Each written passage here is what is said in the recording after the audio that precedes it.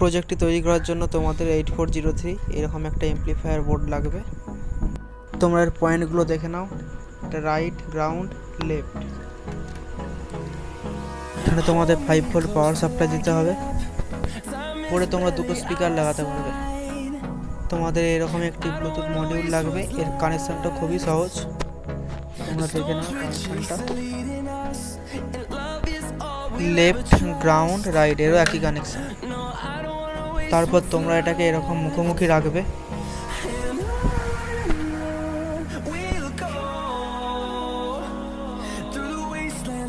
তারপর তোমরা তিনটে ছোট তারের টুকরো নিয়ে এগুলো সোজাসুজিভাবে কানেক্ট করে দেবে। তবে তোমরা 5 ভোল্ট সাপ্লাইয়ের জায়গাটাও একসাথে কানেক্ট করে দেবে।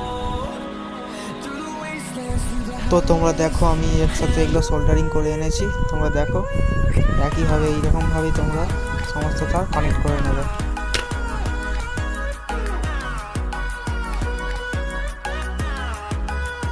তোমরা দেখো আমি এখানে একটাই সাবউফার ইউজ করেছি, এটা হোম থিয়েটারের সাবউফার। তোমরা এর সাথে আরেকটা স্পিকারও ইউজ করতে পারো।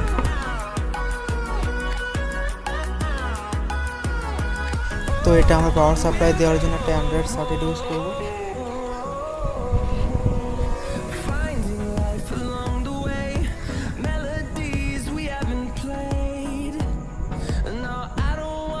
সকেটটা আমরা এইভাবে লাগিয়ে নেব।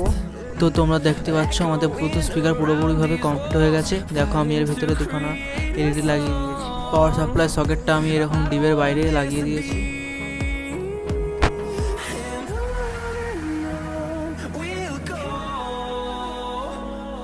তো এটা আমি পাওয়ার দেওয়ার জন্য পাওয়ার ব্যাঙ্কের ইউজ করব। তোমরা চাইলে যে কোনো ব্যাটারি বা চার্জারের সাথে কানেক্ট করতে পারো।